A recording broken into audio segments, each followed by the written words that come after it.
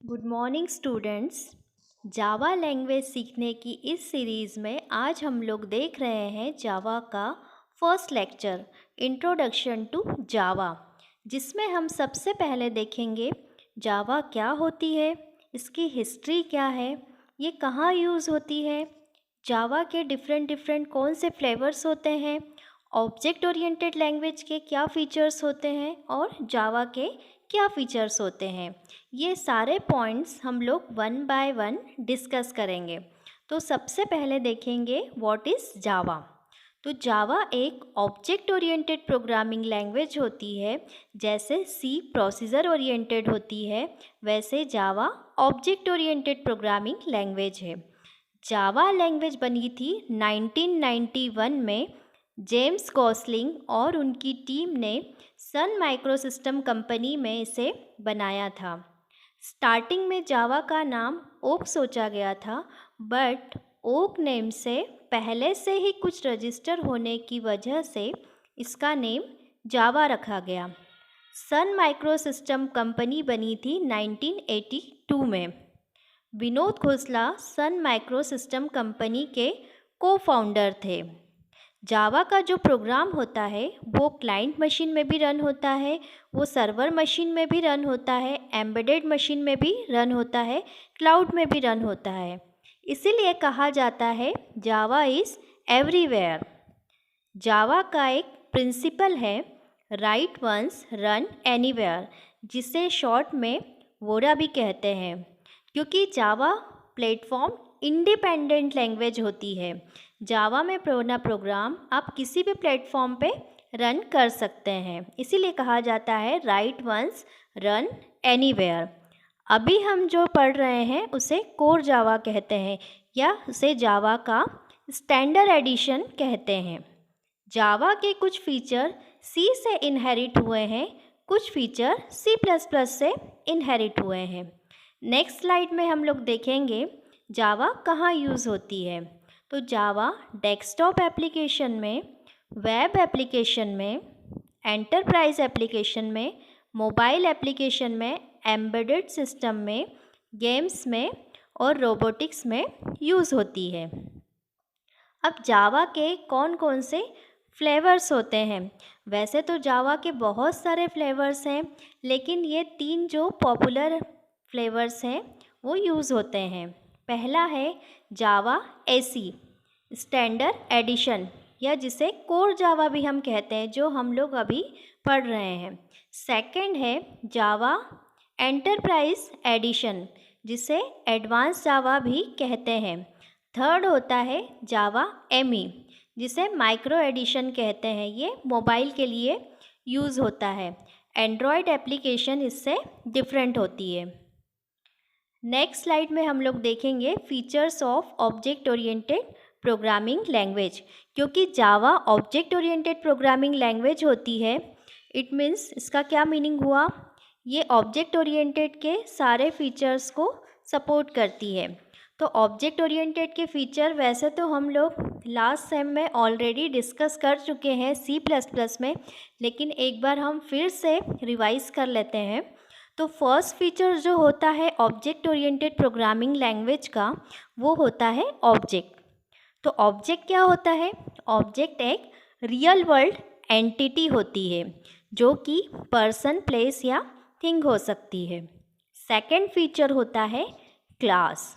तो क्लास को हम बोलते हैं it is a collection of similar type of data object. Similar type के डेटा ऑब्जेक्ट का कलेक्शन होती है क्लास। फॉर एग्ज़ाम्पल फ्रूट एक क्लास है, मैंगो, बनाना, एप्पल, ये जो डिफरेंट डिफरेंट फ्रूट्स हैं ये फ्रूट क्लास के ऑब्जेक्ट्स हैं। थर्ड प्रॉपर्टी होती है इसकी डेटा एब्स्ट्रैक्शन एंड इनकैप्सुलेशन।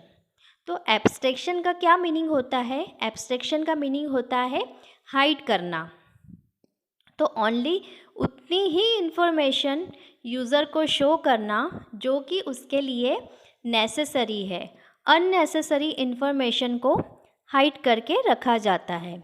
जैसे हम एक एग्ज़ाम्पल ले सकते हैं, हम लोग जैसे बैंक में जाते हैं तो बैंक में बहुत सारे कस्टमर आते हैं, लेकिन जब आप बैंक के एम्प्लॉय से कोई इन्फॉर्मेशन पूछोगे तो वो ओनली आपसे रिलेटेड ही इन्फॉर्मेशन बताएगा, अदर कस्टमर की इन्फॉर्मेशन को वो हाइड करके रखता है। तो इसे बोलते हैं एब्स्ट्रैक्शन। तो ये फीचर जावा में भी होता है। सेकंड है इसमें इनकैप्सुलेशन। तो इनकैप्सुलेशन का क्या मीनिंग होता है? डेटा और उसके फंक्शन को एक सिंगल लॉजिकल यूनिट में बांध के रखना, इसे हम बोलते हैं डेटा इनकैप्सुलेशन। नेक्स्ट फीचर है इनहेरिटेंस। तो इनहेरिटेंस का क्या मीनिंग होता है? जब एक क्लास का ऑब्जेक्ट दूसरे क्लास के ऑब्जेक्ट की प्रॉपर्टी को एक्वायर करता है तो उसे कहते हैं इनहेरिटेंस। हमने C++ में भी डिफरेंट टाइप के इनहेरिटेंस देखे थे। फर्स्ट होता है सिंगल इनहेरिटेंस, सेकंड होता है मल्टी लेवल इनहेरिटेंस, थर्ड होता है मल्टीपल इनहेरिटेंस, फोर्थ होता है हायरार्चिकल इनहेरिटेंस एंड फिफ्थ होता है हाइब्रिड इनहेरिटेंस। ये सारे इनहेरिटेंस C++ में होते हैं। जावा में भी यही इनहेरिटेंस होते हैं, लेकिन जावा मल्टीपल इनहेरिटेंस को सपोर्ट नहीं करता है। ये हम लोग आगे की स्लाइड में डिस्कस करेंगे। नेक्स्ट है आपका फीचर पॉलीमॉर्फिज्म। तो पॉलीमॉर्फिज्म का क्या मीनिंग होता है? One object many forms. For example, एक single person many role play करता है। एक सिंगल पर्सन स्टूडेंट भी हो सकता है, वो किसी का ब्रदर भी हो सकता है, वो किसी का हस्बैंड भी हो सकता है, किसी की सिस्टर हो सकती है, किसी की वाइफ हो सकती है। पर्सन सिंगल ही है लेकिन वो रोल मैनी प्ले कर रहा है। तो ये प्रॉपर्टी होती है पॉलीमॉर्फिज्म की। जैसे हमने C++ में देखा था, पॉलीमॉर्फिज्म के 2 टाइप्स होते हैं, function overloading, operator overloading and second होता है virtual function, static and dynamic. लेकिन जावा में ऑपरेटर ओवरलोडिंग नहीं होती है। नेक्स्ट आपका जो फीचर है वो है मैसेज पासिंग। तो मैसेज पासिंग का क्या मीनिंग हुआ? एक ऑब्जेक्ट दूसरे ऑब्जेक्ट को मैसेज पास करता है, मतलब जो भी ऑब्जेक्ट होते हैं वे आपस में एक दूसरे से कम्युनिकेट कर सकते हैं। तो ये सारे फीचर होते हैं ऑब्जेक्ट ओरिएंटेड प्रोग्रामिंग लैंग्वेज के। अब हम लोग इस स्लाइड में देखेंगे जावा के क्या क्या फीचर्स होते हैं। तो फर्स्ट जो फीचर होता है जावा का वो है सिंपल। तो जावा एक सिंपल लैंग्वेज है, जिसे C या C++ आता है उसे जावा सीखना बहुत इजी है। सेकंड जो फीचर है वो है ऑब्जेक्ट ओरिएंटेड। तो लास्ट स्लाइड में हमने ऑब्जेक्ट ओरिएंटेड के फीचर ऑलरेडी डिस्कस कर लिए हैं। थर्ड जो होता है प्लेटफॉर्म इंडिपेंडेंट। तो प्लेटफॉर्म इंडिपेंडेंट का मीनिंग क्या होता है कि जावा का जो प्रोग्राम है वो आप किसी भी ऑपरेटिंग सिस्टम में रन कर सकते हो, वो प्लेटफॉर्म डिपेंड नहीं होता है। ठीक है। नेक्स्ट जो है फीचर वो है रोबस्ट। तो जावा एक रोबस्ट लैंग्वेज होती है। जावा फॉल्ट टॉलरेंस का फीचर देती है। जावा का प्रोग्राम हर तरह की सिचुएशन को हैंडल करने के लिए बना होता है। नेक्स्ट जो फीचर है वो है मल्टी थ्रेडेड। तो जावा मल्टी थ्रेडेड प्रोग्राम को भी सपोर्ट करता है। जावा लैंग्वेज में आप एक साथ एक से ज़्यादा टास्क को परफॉर्म करा सकते हैं। दूसरे टास्क को परफॉर्म कराने के लिए आपको पहले टास्क के ख़त्म होने का वेट नहीं करना पड़ता है। तो इस टाइप के फीचर को भी जावा सपोर्ट करता है। नेक्स्ट फीचर है सिक्योरिटी। तो जावा एक सिक्योर लैंग्वेज है। जैसे कि जो मनी ट्रांजैक्शन से रिलेटेड जो भी ऑपरेशन होते हैं वो जावा एप्लीकेशन के द्वारा ही किए जाते हैं, क्योंकि जावा में ऐसे बहुत सारे फीचर्स होते हैं जो कि जावा को सिक्योरिटी प्रोवाइड करते हैं।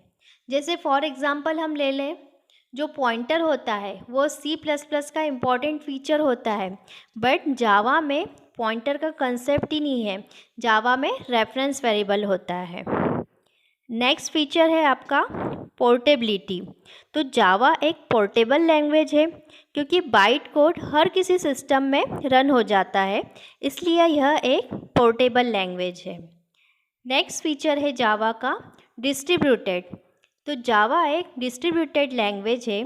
जावा का प्रोग्राम एक से ज़्यादा मशीन में भी रन करा सकते हैं। जावा का एक ऑब्जेक्ट एक मशीन से दूसरी मशीन पे डिस्ट्रीब्यूट करा सकते हैं। इसके अलावा और भी कुछ फीचर है, जैसे जावा इंटरप्रेटेड लैंग्वेज होती है।